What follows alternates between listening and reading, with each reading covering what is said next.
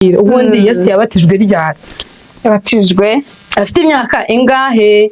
12. 12. Okay. Nazari amaze iminsi ingahe mu mva? 15.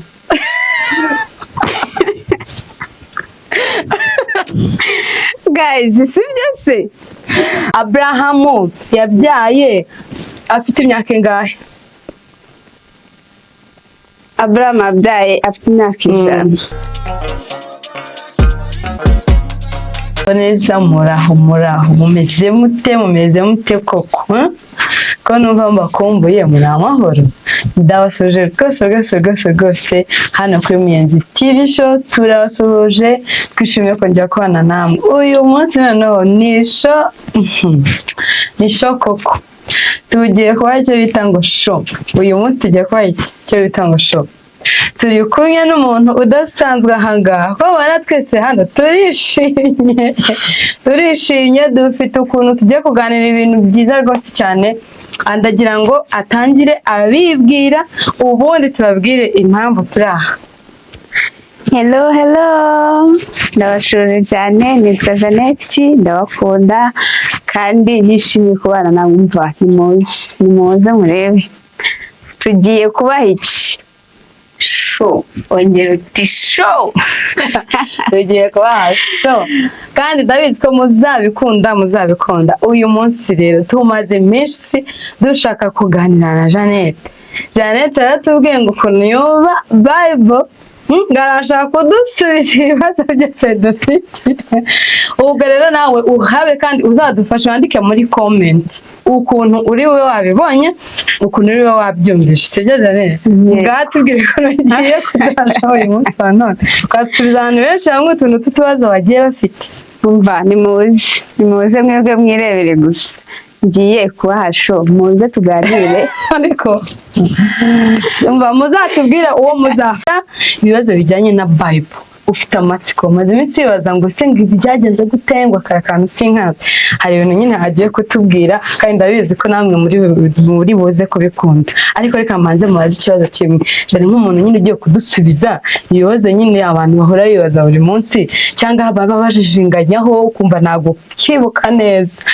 Wowe hari igihe ubona nkangaha nyine ni vuba sibyo Imana ubidushoboze tubikore neza nk'ukuntu nyine wabitwemereye.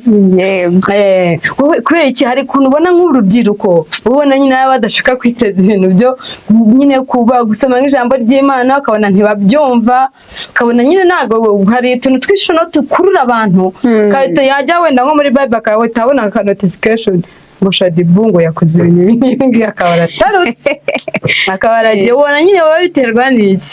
Impamvu ubundi Bible bisaba gusoma, bisaba umwanya kandi twaba tuba twishakira utuntu tuvuga nyine twigendera tubona utuntu notification twigendera dutwika nyine tuguruka. Tusanga nyine Bible bisaba wicara hasi ugatuza ukicara ariko ukiga cyane udutenguhe ariko namwe nyine muramo bibona ke. Ndashaka kutubwira ubundi Yesu yabatijwe ryari? Yabatijwe afite imyaka ingahe? 12. 12. Twagiye. Okay, nshuti tubane ni munsi twagiye. Okay. Nazari amaze iminsi ingahe mu mva? 15.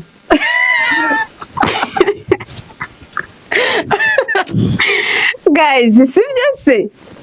Okay, muzambare comment zanyu zirakenewe, turashaka ko muzatubwire ukuntu ibintu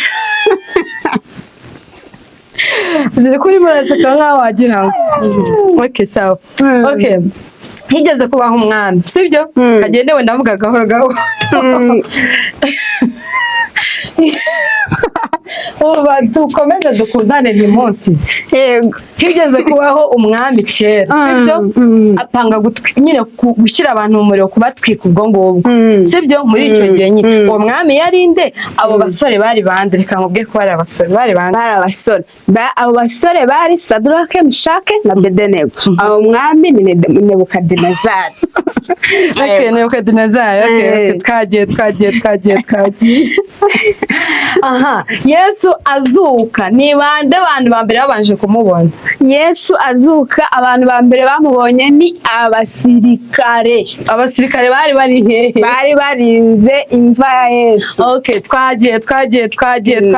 Yozefu yakurikirwaga nande? Uwo bakurikiranaga yari umwana wa kangahe? Yozefu yakurikiranaga na Petero.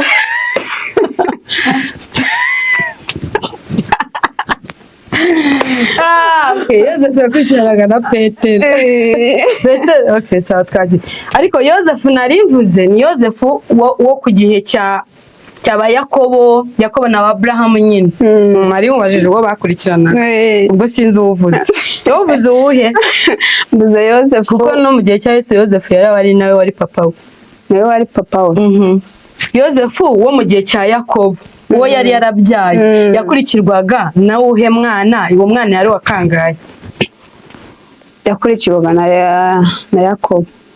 Kandi Yakobo niwe wari papa we. Okay, sawa twagiye nta kibazo twagiye. Aha. Igihe ku irembo ry'urusengero hari hicaye umuntu ufite ubumuga, ni bande bamuhagurukije agakira? Yahagurukijwe na Yohana. Iminota harimo gushira. Petero na Yohana. Petero na Yohana. Kandi warubuze Yohana ubundi. Okay. Yahagurukijwe na Yohana. Okay. Aha, twagiye. Ni ikihe kintu Imana yaremye mbere na mbere ku munsi wa mbere? Ku munsi wa mbere. Isi n'ijuru. Nshuti muzarabe mujye muri comment mutubwire turebe ibintu byo batubwiye niba koko ari ibyo sibyo. N'isi n'ijuru. Okay, twagiye. Aha, Abeli yari umwana wa kangahe kuri Adamu? Abeli yari umwana wa mbere. Okay, twagiye. Abeli yari umwana wa mbere. Mwabyumvise muzatubwire dutegereje comment. Nibaze batubwire comment zanyu. Aha, twagiye. Abrahamu yabyaye afite imyaka ingahe? Abrahamu yabyaye afite imyaka 5. Afite imyaka 5. Okay, twagiye. Aha.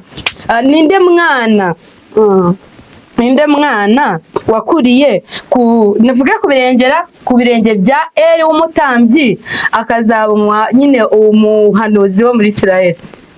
Mose. Okay, twagiye. Kubera iki Imana yabwiye Mose senga kuri Israel muri Egiputa? Ni uko yabakundaga. Yakundaga baki? Yakundaga Abisirayeli. Okay. Kandi bari mu gihe cy'uburetwa. Bari mu gihe cy'uburetwa. Bakura muri iki gihe cy'uburetwa. Okay. Twagiye. Ibibazo badukomeze cyangwa tube reka muzaze mudusubize kuri ibyo ngibyo. Ubundi rwose muduhe na comment zanyu. Niba kandi nawe ubishaka muzaze tuganire, nta kintu bitwaye. Bituma umuntu aruhuka ubwonko, bituma umuntu atekereza nyine ugashaka kumva ko ukwiye kumenya neza uko ibintu bimeze. Nimba nawe wumva wiyaminiye uzaze tuganire kugira ngo hagire abantu benshi nyine bigirire umumaro. Thank you so much. Thank you. Bye bye.